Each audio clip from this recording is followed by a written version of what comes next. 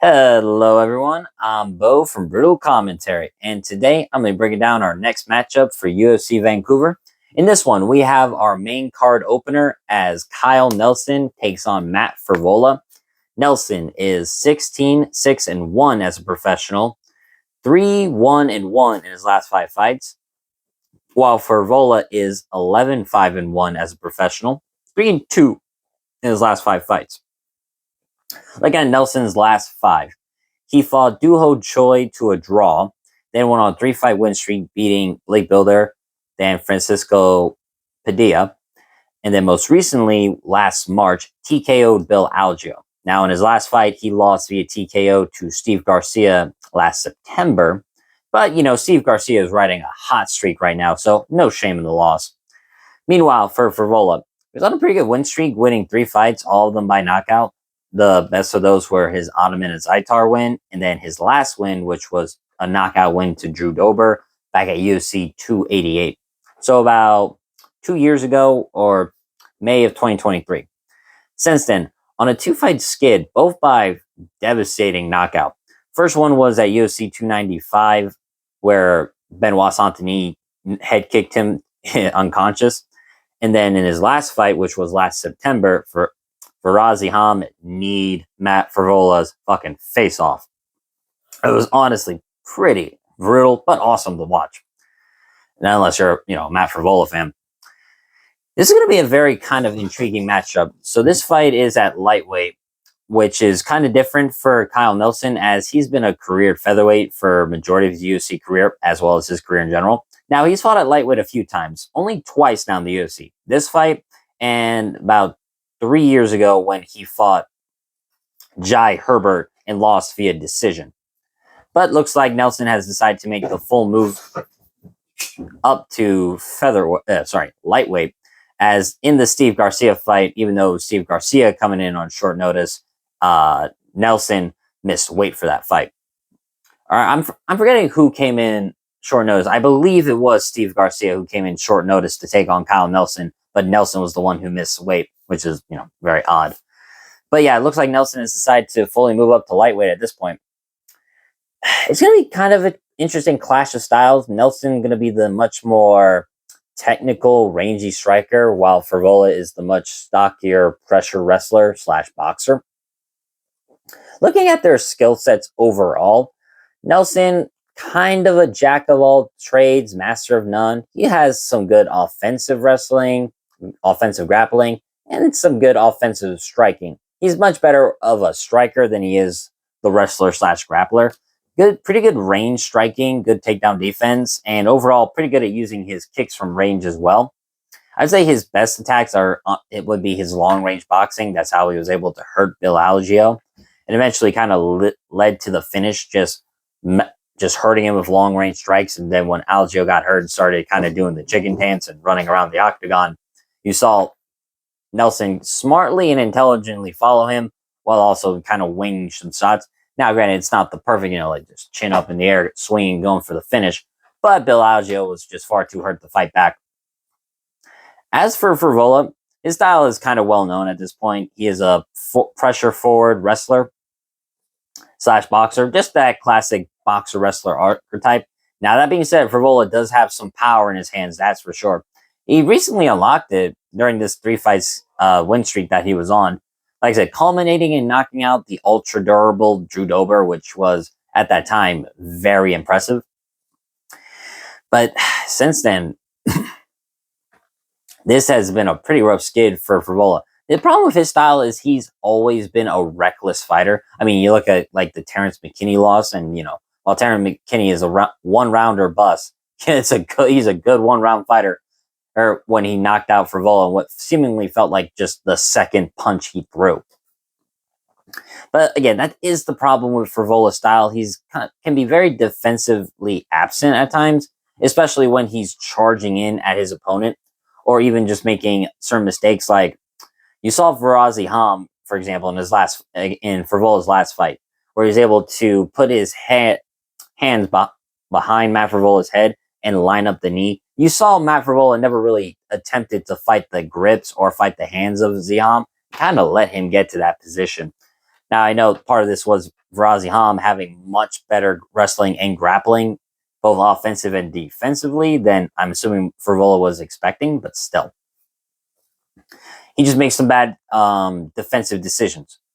Now, for his wrestling, though, he's a very strong, athletic wrestler, doesn't really get tired. He really does live up to his nickname, the steamroller, or as it really does feel like if he's got the superior cardio of his opposition, he's just going to run right through them, either going in for the kill with his boxing or just smothering them with his wrestling pressure. Now, he does have good submissions on top position, like an arm triangle or rear naked choke. And even fighting much better wrestlers than himself, like Armin Sarukian. And Frevola still has a really good gas tank. He never gives up on himself, and he's always willing to fight. It's just, do you trust the chin of Matt Frevola? I feel like that's really the question I have for myself. Odds kind of reflect this as well. Plus 100 for Nelson, minus 128 for Frevola. This fight is close, and it rightfully should be. It's kind of an unknown how Kyle Nelson will do at his second attempt to get a win at the UFC lightweight division. While at the same time, while it's been over a year now, how much has Matt Frevola really recovered? And is he able to still have enough durability to survive some of the hard shots that, for sure, Kyle Nelson is going to be throwing at him? Now, looking at their physical specs, Nelson's going to be the taller fighter at 5'11 to the 5'9 Frevola. But interestingly enough, they both have the same reach at 71 inches. Now, granted, I could be wrong on that. Tapology is not really accurate when it comes to their height and reach at times. I mean, sometimes they are, sometimes they aren't. It's really weird. Like how last card, Mesquita seemingly was like 5'4", but no, she was about the same size as Irina Alekseeva, whatever sense that makes. So I take it with a bit of grain of salt until I actually see them fight. But for now, it seems they have the same reach, but Nelson will be the taller fighter.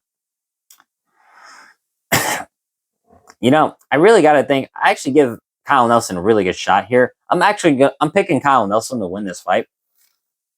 My biggest reason is I don't trust the chin of Matt Frevola.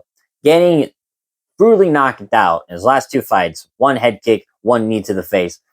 I don't think even a year of recovery is enough of a layoff to come back and have that same level of durability at all, or hell, even enough durability to survive some of the hard shots Nelson's going to give. Plus, I find Nelson to be the much smarter and more tactical fighter too. Not saying Matt Frevola has low fight IQ, but I do think Kyle Nelson does make smart decisions at times and should be a step ahead when it comes to the striking. Now, the wrestling is kind of an open question because I can see Matt Frevola muscling Kyle Nelson to the ground, having the superior takedown and overall better takedown entries, and being able to kind of just keep Nelson pinned to the ground for long portions of the fight. And at the same time, Nelson has pretty good get-ups and got some slick grappling of his own. If you remember, even in the Steve Garcia loss, he had Steve Garcia's back for a good portion of that fight before Garcia reversed position and went for the TKO. So it does show at least Nelson has some pretty good control in his own right. But again, I really just think it comes down to the smart, more technical and rangy striking of Nelson being able to pick apart the shorter Matt Frevola. And I think he can even find the knockout in this. Now, if you're picking Matt Frevola, it makes sense. Kyle Nelson hasn't won at lightweight before. He was an okay featherweight at times. I mean, he was riding a good streak, but he always seemed like that top 25 or just under there. While Frevola has been ranked before and fought, arguably some better opposition. And, both are roughly around the same age, 34 for Nelson, 35 for Frevola, or I might have those ages switched up. If I do, I apologize. But you get my point. They're both roughly around the same age, and they both suffer some bad losses in recent years. But I still feel like Nelson still has a bit more left in the tank to get a win here. I just don't think Matt Frevola is going to muscle his way through Kyle Nelson. I don't think he's going to smash him. And while there's a possibility he could knock Nelson out, Nelson's shown to be pretty durable. Well, and taken some pretty good shots from pretty good strikers over the years. So that being said, I'm going to go with Kyle Nelson. and I lean towards more of a decision. I can see him being pretty economic and fighting with a more safe approach, mostly picking Frevola apart from range, stuffing the takedowns, and landing the better strikes. Shoot, I can actually see him reversing Frevola and getting his own takedowns. That being said, if you think Kyle Nelson can get the knockout, I wouldn't dispute it. I don't trust Matt Frevola's chin, and I can definitely see Kyle Nelson knocking him out. But I think Kyle Nelson will play a little more safer than that. So my official prediction, I'm going with Kyle Nelson, and I'm going to pick him via decision. With that being said, that's been my prediction for this fight. If you liked the video, comment and subscribe. Let me know what you think of this matchup, who you think is going to win. Next up, we'll have Cody Gibson taking on Elatong Haley. But until then, I've been Bo from Brutal Commentary. I thank you all for listening. Take care.